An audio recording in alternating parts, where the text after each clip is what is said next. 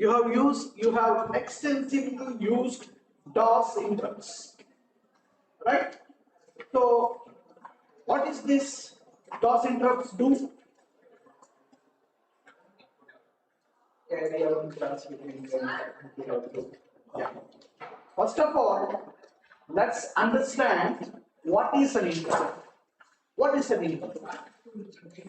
The microprocessor is a busy person. Microprocessor is a busy person. Always it does some task, right? Okay. So in between, if you are actually expecting some service from microprocessor, you need to interrupt it. That's a word interrupt comes here, right? So interrupt is this, right? Have you understood? Microprocessor takes an interrupt something like this. You will see, right? Undesirable interrupts are always not good, right? So desirable interrupts are always good. So you know about interrupt now. What it does, it tells the microprocessor that there is a service requirement from the microprocessor. That's all. What microprocessor do, okay, with respect to these interrupts, that is very important to understand here. Right? You interrupt microprocessor. Whether that interrupt has to be properly listened by microprocessor or accepted by microprocessor, and microprocessor has given its service to the interrupt user, that depends on the microprocessor. And the entire study of interrupt is what service microprocessor is giving whenever you interrupt the microprocessor. Right? But definitely, you know, there are any type of services required by the microprocessor. Yes or no? Right? You have keyboard input, you have display, right? See, a requirement of a person can be anything, right? Somebody want water, somebody want chocolate, somebody want, many requirements. You say, sir, I want chocolate. You are interrupted me for the chocolate. Right? Somebody say, most of the time, I got a phone call, I want to go to washroom, right? All those things are different reasons for interrupting. That's or no? Like that, for various tasks, okay, to be performed by the microprocessor, each and every task has been given one number. It's called vector number, interrupt vector number. Right? Like DOS interrupt, all the DOS interrupts have been given an interrupt number of dash. What is that? 21. All DOS interrupts are 21. Right? Similarly, you have interrupt 10. Yes or no? For date setting or time setting, you have different interrupts. Have you seen that? You have all done that in your laboratory. Yes or no? Yes. Right? So interrupt is to interrupt a microprocessor. Why we interrupt the microprocessor? Because we want to get some service from the microprocessor. Which service? That depends on a number along with the interrupt. That's called as interrupt vector number. Right? What microprocessor do? Microprocessor will give its service. In what way microprocessor give its service? What way we can extract the service from microprocessor? By some program, yes. How does microprocessor functions? By using program only, right? Suppose if I want to get service from microprocessor by interrupting it, that means I'm executing some program. That is called as interrupt service routine. That's called as interrupt service routine. What it does? Very simple. You try to understand this enough. You have this 8086 microprocessor. you are interrupting the microprocessor. I'm just writing just a block diagram by giving interrupt number. Okay, I'll say interrupt 21. I'm interrupting, that means this is something to do with the DOS interrupt. That means I need to enter a data from the keyboard. What immediately microprocessor does is, whatever program a microprocessor is executing during that time, right? It will actually stop doing that. Stop doing that means its current address will be pushed to the stack, right? Then a service routine, it's like a subroutine, which is called as interrupt service routine, corresponding to this interrupt 21 is executed. This is nothing but, this routine nothing but taking a input from the keyboard. A program to take the input from the keyboard and save it in AL register. Yes or no? That routine is written interrupt service routine. Once it completes the interrupt service routine, that means there is one written statement here. Okay, it will go back to the place where it was actually executing the program. Have understood this? Okay, so I'll repeat once again what microprocessor does during every interrupt. That microprocessor, assume that it is actually executing this program. Okay, executing this program. When the microprocessor is executing program at this point, suppose your instruction pointer, your CS instruction pointer may be 1, 2, 3, 4. Okay, this is your IP. This is your IP. So your microprocessor is executing this. Okay, IP corresponding to, it's a instruction pointer. Is the address where microprocessor is executing that instruction. Okay, so moment, assume that at this time one interrupt has come. One interrupt has come. Okay, there's an interrupt request to the microprocessor. What it does, it will keep the next address, it will push the next address to the stack, right? Then what is loaded in IP is the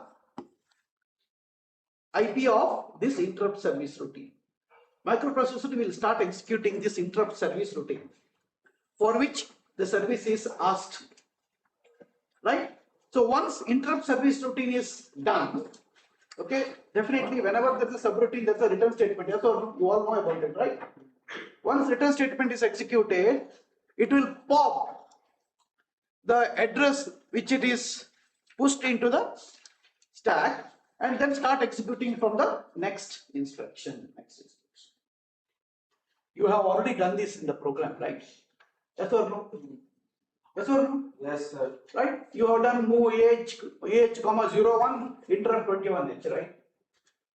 What happens at that time? Same thing happens. And that interrupt 21H is for DOS interrupts. There are various DOS interrupts available depending on the content of the AH register.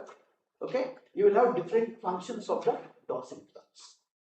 And what interrupt is? Have you understood this? Okay. Now let us know something more about this interrupts. Hope all of you understood about interrupts.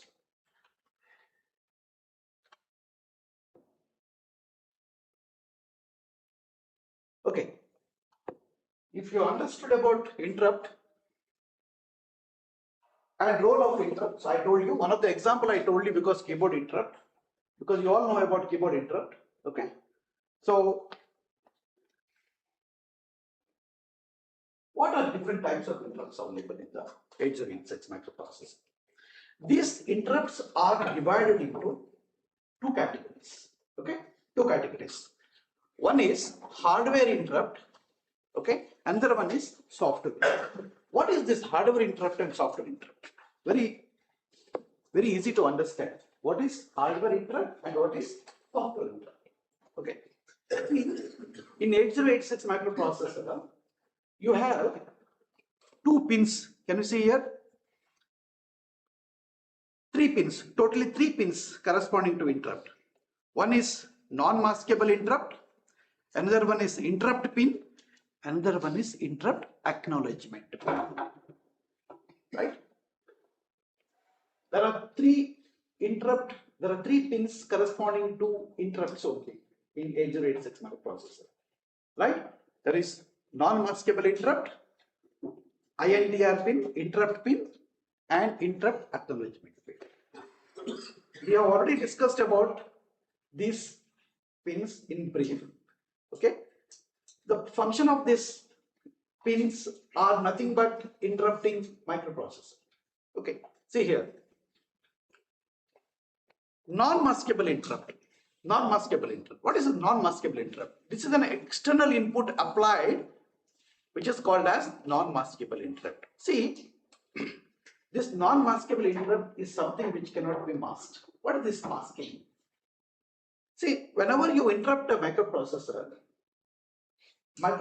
has an option whether to acknowledge that interrupt or not to acknowledge that interrupt.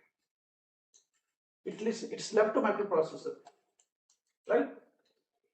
While programming, when such and such interrupt comes, microprocessor can be programmed in such a way that it won't accept that, it won't acknowledge that interrupt. That's also possible. I've understood this. Okay, like you have in bank checks. Whenever you give a checks, right, you say so and so check number, give stop payment, something like that, right? It is possible that microprocessor will not acknowledge, but this non-maskable interrupt is non-maskable. That means microprocessor cannot say that I cannot accept the interrupt. It's like emergency. Microprocessor has to accept the interrupt. If at all any interrupt is given through this pin physically, whatever interrupt service routine required for this, that non-maskable interrupt, microprocessor has to execute. No other microprocessor cannot say that I am not going to do this. Have understood this? Okay, that's called non-maskable interrupt, especially power failure. Whenever there is a power failure, okay, the signal of power failure is connected to non-maskable interrupt, right? So microprocessor has to do some routine whenever there is a power failure, right? It has to save some data, whatever is possible to do during power saving, it will do, right? Microprocessor cannot say I will not do, I can't do it. That's called non-maskable interrupt. This interrupt cannot be masked. Have understood about non-maskable interrupt? Now, this is the hardware pin once again. This is the hardware pin. It is coming under hardware interrupts. Okay, there's one more interrupt called INTR. INTR is the pin. Okay, whenever you give high to this pin, see both are high, right? There is no bar here. Since there is no bar here, it is active high. Whenever you give high to this pin, signal high to this pin, that means you are actually asking microprocessor to interrupt and execute an interrupt service routine. Right. Okay, now this interrupt is maskable. That means it is possible that we can program microprocessor in such a way that whenever high signal comes here, with some vector number, same time vector number also will be loaded to this. I told you vector number, what is vector number, right? See, this microprocessor can be interrupted for many purposes, right? Many purposes, right? So every purpose will have some number. How does microprocessor understands that it is keyboard only, right? It is because of the number. 21 is the number for dogs. Like that, this interrupts, there are 256 numbers are possible for this interrupts, for the 8086. So if at all a particular number comes, okay, we can program the microprocessor in such a way that it won't give any acknowledgement at all. That means it is not acknowledged, that particular interrupt. Have understood this? Okay. Whenever you send high signal to this interrupt, right, with some interrupt vector number, okay, if that vector number is accepted by microprocessor, it will send a low signal in interrupt acknowledgement pin. Can you see there is one interrupt acknowledgement pin here? It will send a low. That means it will accept whatever the key press from the keyboard. Okay, that particular interrupt service routine is executed. which does the acceptance of the key pressed to the AL register. Have understood this? Okay. Otherwise, it won't execute that. That's called maskable. You can always have an option of masking the interrupt whenever you give this. But non-maskable interrupt cannot be masked. Remember this. These are very important. Right? Okay. So these are the three hardware pins responsible for interrupts. Now, there is an option for the software interrupt also. And one thing remember, hope you remember, there is a flag called interrupt flag in flag register. Right? You know about flag registers, right? What are the flag registers available in 8086 microprocessor? Do you remember it? You have carry flag, auxiliary carry flag, and then you have parity flag, right? So many flags are there. One of the flag is interrupt flag. So moment a high signal is given to this, okay, and it produces, it will automatically, your interrupt flag will become 1. Your interrupt flag will set, from which microprocessor will understand that there is an interrupt coming in. So interrupt flag is also very important for this, right? So the setting and resetting of interrupt flag will go through this. I've understood this, okay? This is about hardware interrupts, right? Now, similarly, there is something called software interrupts. The one which you have used in your laboratory, it's called software interrupts. You are actually writing, right? Program, right? It's called software interrupt, okay? So when you execute interrupt instruction, when you execute interrupt instruction with some number, which is called interrupt vector number, that is a part of a software interrupt, right? Okay. And one of the use of that is exception in program execution. Exception, right? Exception. I think in C++ you have heard about exception handling, right? The same one. Okay. There is one more interrupt called trap. Trap is also one of the interrupt which is used during the emergencies, or which is also used during your debugging. You are done debugging, right? Have you done debugging? In the first few programs, you are done. Every time you are pressing F7 or something, right? It is nothing but an interrupt only. You are interrupting. You are telling microprocessor that you just stop execution. It's called single step execution. I think you heard of single step execution, right? Even in C++ also you have that single step execution. And in 8086 programming also you have a single step execution. And that single step execution, every time you are using this trap. Okay, I have understood this. Okay, so from this you have understood what is hardware interrupt and what is software interrupt, right? Okay, so hardware interrupt is exclusively these 3 pins. Software interrupts exclusively executed whenever you have interrupt instruction executed, right? You have widely used it throughout program interrupts, right? For example, instead of interrupt 3, right? Interrupt 3 is actually for stop executing. Similarly, you have another, you can use DOS interrupt also by putting 4C into age register, just call interrupt 21. This is also same. These two does the same task. Both of them do the same task. Okay. Okay. Now I have already told you this, right? The operation of an interrupt is similar to call. I told you, right? Similar to call, right?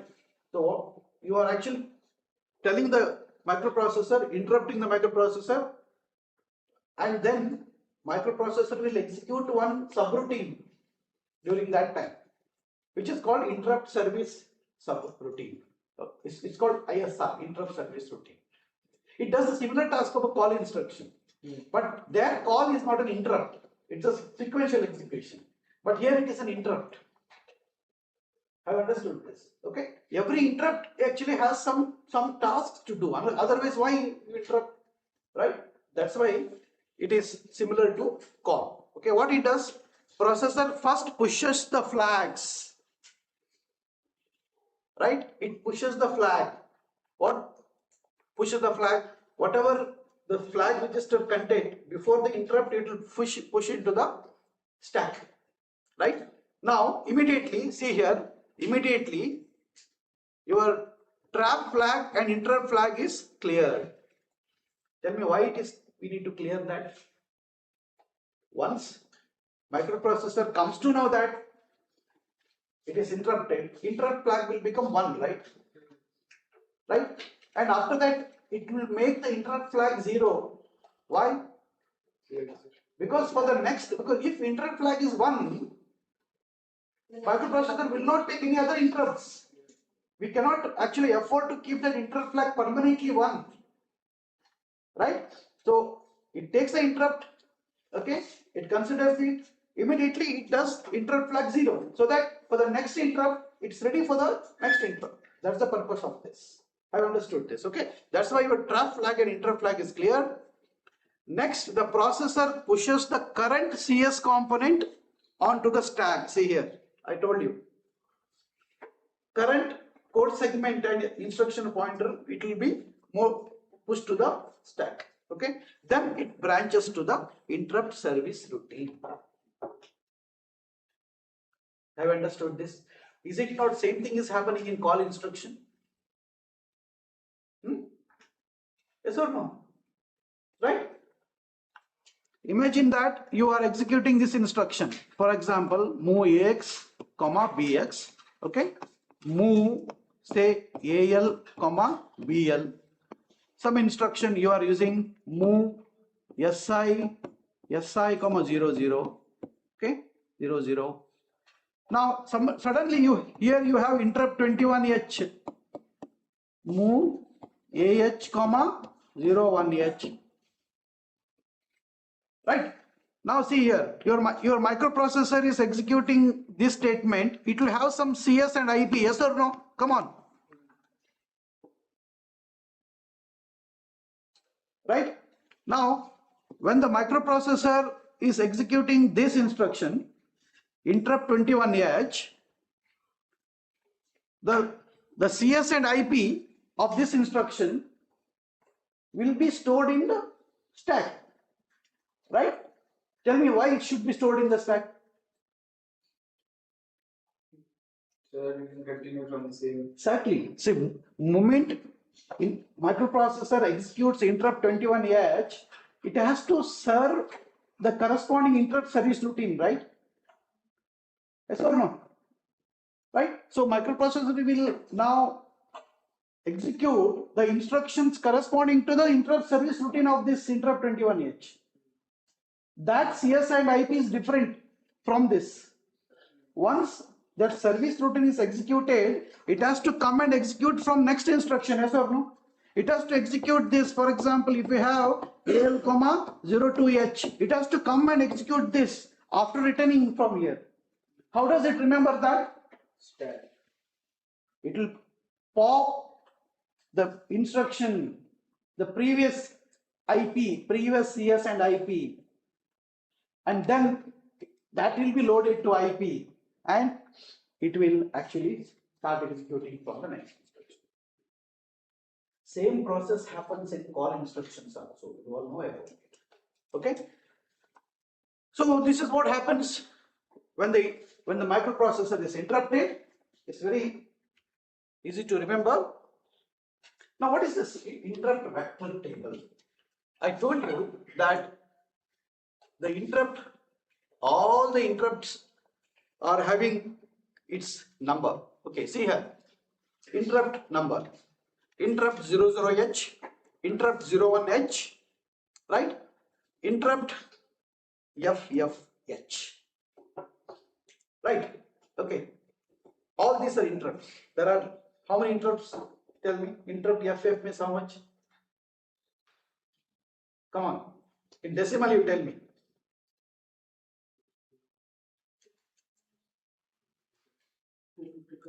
256 totally, right?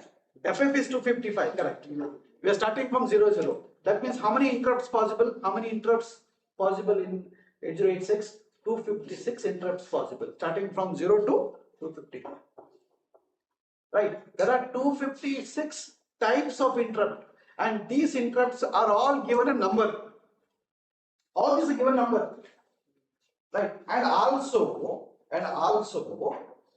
okay, corresponding interrupt service routine also to be resided in some CS and IP. That's also fixed. I've understood this. Last person. Are you listening?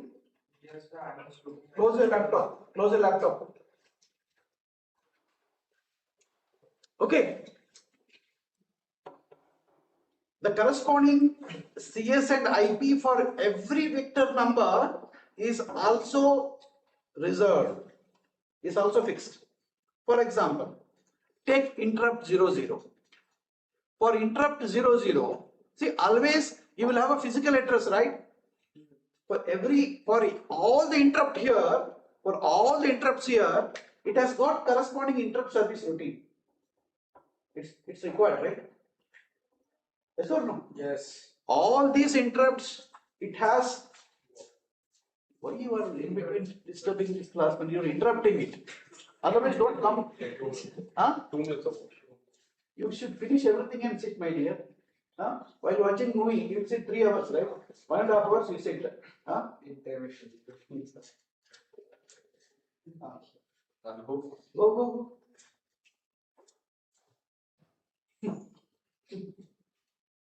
Fine. Every interrupt has its own interrupt service routine.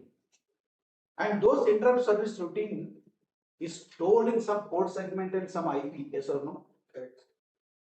Right? That is what this interrupt table says. For example, interrupt 0. For interrupt 0, your instruction pointer is 0, 0, 0, 0, 0. Right? And your code segment address is 0, 0, 0, 0, 2. It's fixed. Have understood this? Okay. Similarly, for interrupt 1, your instruction pointer points to 0, 0, 0, 0, 4. Now, what is the code segment? Code segment is 0, 0, 0, 0, 0, 6. That means the interrupt service routine of interrupt 1 is available in this code segment and this instruction pointer. So whenever interrupt 1 is asking the service from the microprocessor, right? Microprocessor will get its interrupt service routine from this code segment and instruction pointer.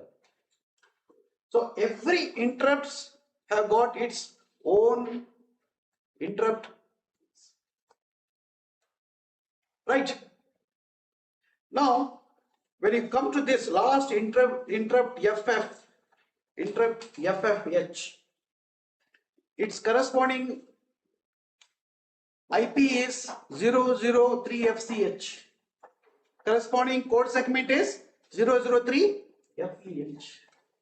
So in this code segment and instruction pointer, the interrupt service routine corresponding to this interrupt interrupt 256 we say, is available. See, purpose of this entire interrupt table is to know where that interrupt service routine is available. Right? For example, interrupt 21H. Right? Interrupt 21H. So interrupt 21H has some IP and some code segment fixed for that. So moment microprocessor is interrupted by interrupt 21H, what is the CS and IP loaded? The one which is available from this table. I've understood this. I've understood about interrupt table. It's called interrupt vector table. So every interrupt has its corresponding instruction pointer and code segment associated with that. That's the place your interrupt service routine is stored in the memory. Right? So when the microprocessor interrupted, your instruction pointer and code segment is loaded with corresponding instruction pointer and code segment. I have understood this. What is written here is the physical address, right? Even though you have code segment and instruction pointer, which is represented by 16-bit and 16-bit, and ultimately what is going to memory is physical address, right? You know how to make it into physical address, right? I have understood this. Fine. Okay. Right. Okay. So this is about interrupt table. Okay. What the interrupt table says? All this interrupt table gives you the code segment and instruction pointer corresponding to the interrupt service routines, which has to be executed by a microprocessor whenever that particular interrupt is executed, called or executed. Understood this? Okay. Sir, sir, all the instruction service routines will have how many 0 to 2, so it will store the service Exactly. routine. After that, offset is there. Now you have offset. You have all are in the different code segment, right? So one code segment can have 64 kilobytes of offset, right? But this is already 20 bits physical address. See, this is in the code segment 2, right? In code segment 0002, after that you can have 64 kilobytes of offset, right? This code segment 000, So this is already 20-bit address. Correct. You can form a 4-bit of that, right? You can make it 2000, right? Understood this? See, whenever you have one code segment on one IP, right? So one code segment, for example, 0002, okay? That's a code segment. In that code segment, you can have offset starting from 00000 to FFFF. 64K possible in that, right? Similarly, take some other code segment, like 0004. There also you have 0000 to FFF possible. Yes or no? So if it is same code segment, if all are same code segment, then it won't be enough to handle all 256 interrupts.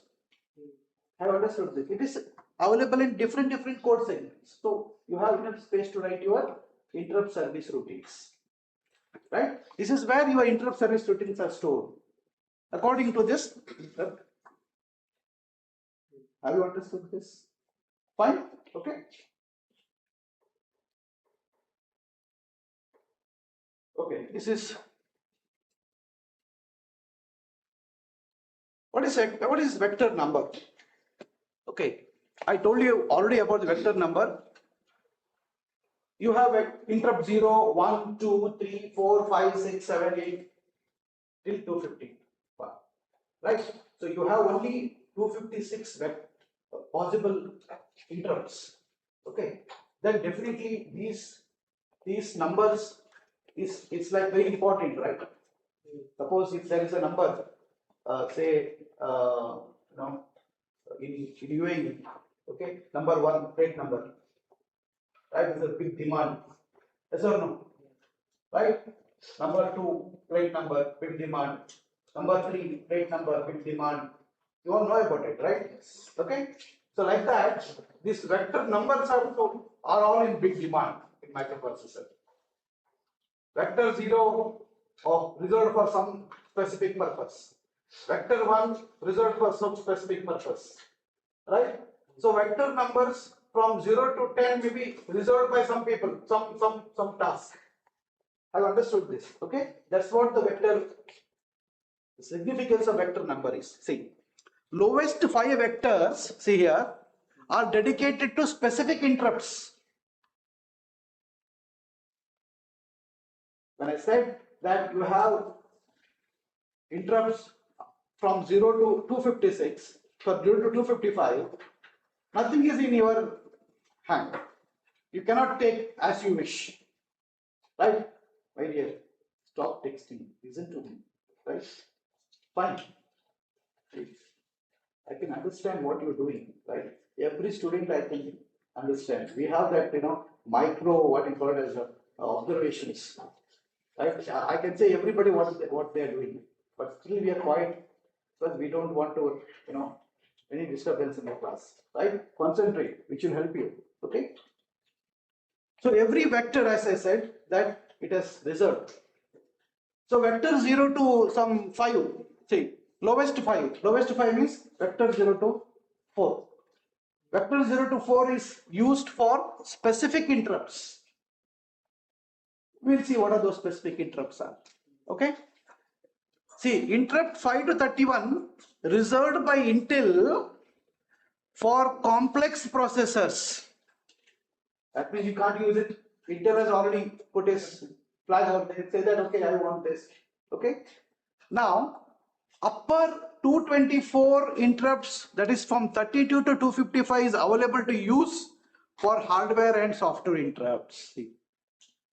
That means till 0 to 32, from 0 to 31 interrupt, those numbers are reserved. Right? But all numbers from 32 to 255 you can use. Anybody want to use it. You are free to use it. Right? Okay. So DOS interrupts are using 21H. The DOS interrupt.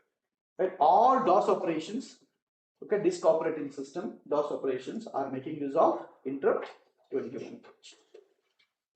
Right? Okay, these are the way your interrupt numbers are actually used. Okay. Next, what interrupt 0? Interrupt 0 is used for specific purpose, I told you. Why? When it is used. Divide by 0 interrupt. Whenever there is a divide by 0. Right? When you actually have any value divided by 0, you're going to get infinite value, right? Okay. It has to say, microprocessor has to say your value is, it has to give an infinite value, or it has to say an error. It has to say an error. That is by this. Okay. If the quotient is too large to fix into AL by AX, divide by 0 interrupt is invoked and it will give you an error called as divide by 0 error. Even though today if you see the calculator since long back, okay, this divide by 0 error is there, right? In calculators you can see that. Okay, the same thing. That means it is all coming, it is giving an interrupt with the number 0 to the microprocessor, and microprocessor responds to that saying that there's a divide by 0 error. Okay. Similarly, interrupt 1. Interrupt 1 is for single step execution. Okay. Interrupt 1, always whenever you have pressed that F7 key when you are executing the program, right? It is actually every time executing the interrupt 1. Right? See here. What it does? Interrupt 1 is a single step interrupt. Interrupt 1 is the single step interrupt. Okay. If trap flag is set, 8086 will do a type 1 interrupt after every instruction is executed.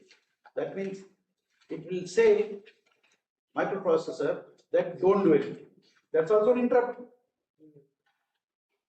Right? That's also an interrupt. You're telling microprocessor to wait, also an interrupt. Right? So that is interrupt 1. Okay? And whenever interrupt 1, your trap flag is set. Okay? How does it work? See here, what it does. First, it pushes the flag into the stack. What the push F does?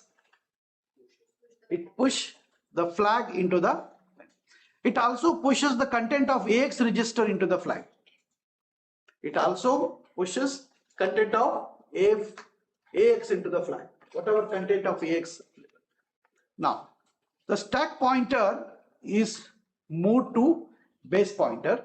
See, stack pointer is moved to base pointer. See, what is there in push now? Tell me. When you do push F, okay, your all flag content, entire flag content, this will go to the stack. Right? Similarly, you are actually putting AX also into the stack. Whatever you have in AX register, you go to stack. Content of stack pointer is moved to the base pointer.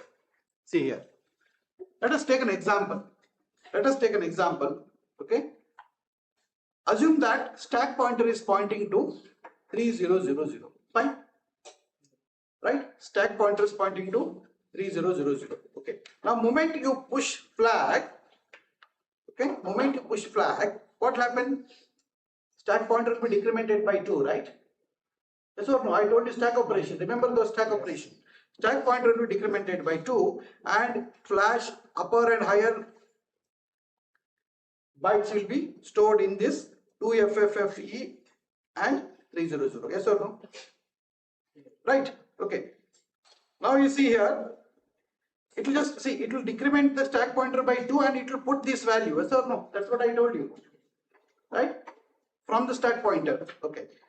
Now, after that, push AX. Can you tell me where AX will be pushed?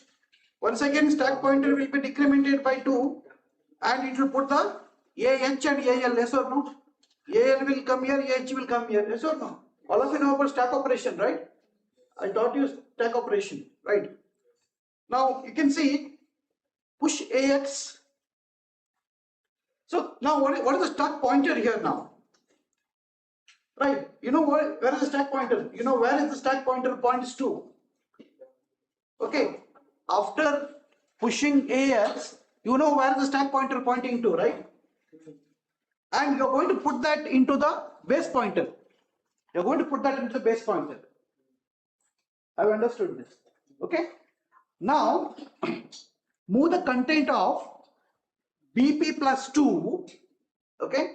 Move the content of BP plus 2 to AX register. Now tell me, what is the content of AX register? What is the content of AX register here? Exactly, flag only. Right? Flag only, right? Flag only. So here, your AX register will have a content of flag register. Now you see, you do OR operation. You do OR operation of AX and 0, 0, 0, 0, 0, 0, 0, 1, 0, 0. Can you tell me what are you trying to actually check by making OR operation of AX with 0, 0, 0, 0, 1? Can you check this? Can you check this content and check the content of this 16-bit flag register? Which bit this 1 corresponding to?